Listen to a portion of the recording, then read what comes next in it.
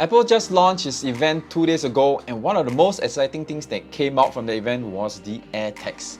But Apple did not mention a couple of things, so I'd like to share with you in detail here. So number one is privacy. So how would you feel if an AirTags or an unknown AirTag starts to track you unknowingly? What Apple says that how it does this or mitigate this is that it will notify you of such a device if the phone that you're holding seems to notice a AirTag that is traveling with you from time to time, from place to place. So they will send such a notification, and you can simply use your phone, put close to it, and you will send you instructions on how to disable this unknown AirTag. So I think this is a very important part of the whole privacy thing, and this will seek to assure people that there won't be any unknown AirTags trying to tag you or track you without your permission. But I'm very interested to know what happens is this. If I have an AirTag that belongs to me, and if I put into, for example, my son's bag, he carries it to school, and when he switches on his iPhone or at some point later in time, and it starts to detect this. So does he have any function to like tell the AirTag that, okay, I know about this device, so no problem that it's with me?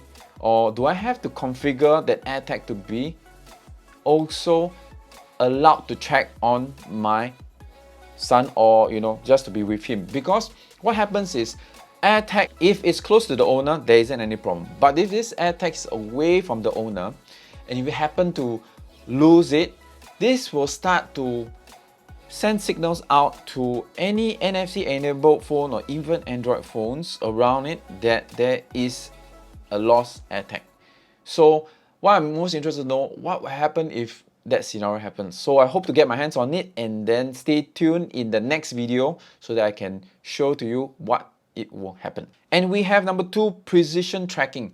In Apple's commercial, it shows precision tracking by using a combination of sound, haptics, visual feedback to accurately determine where your AirTags is if you have lost it.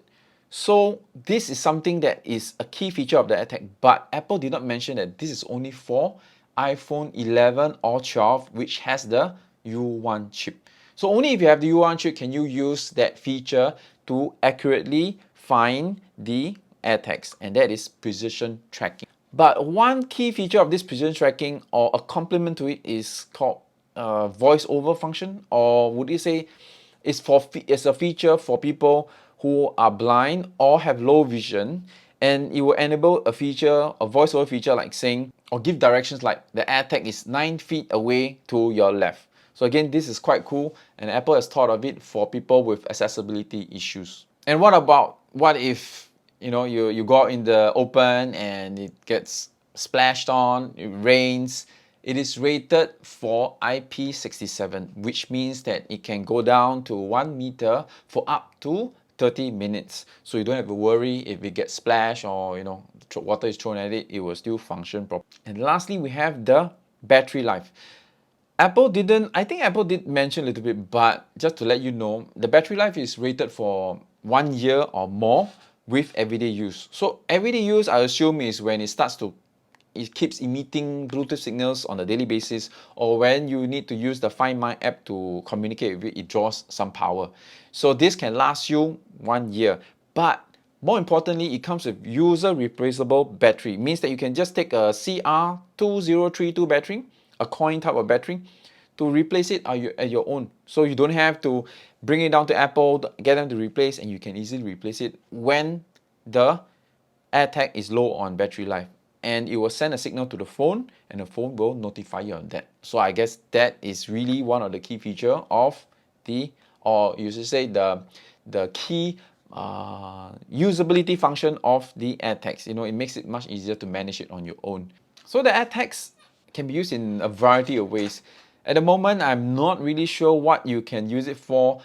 My first thought would be, it's good that if you place it in your luggage, so that when you travel, but not much people are traveling these days, and when you travel, it can help you to make sure that you know where your bag is located.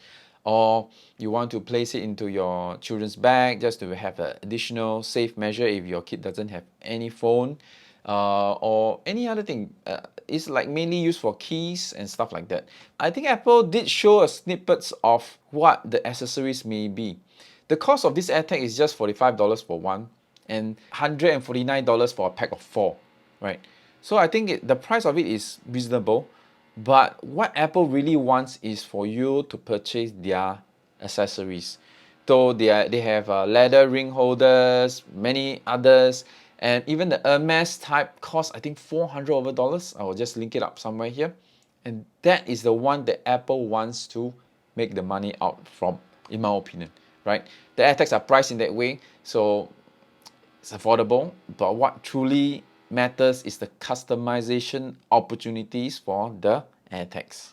So that's, I think, business approach for Apple. That's it, and I hope you stay tuned once I get my hands on the AirTags coming out on, or to be available for purchase on the 23rd of April, and hopefully I can get my hands on it and do a review on it. See you in the next video.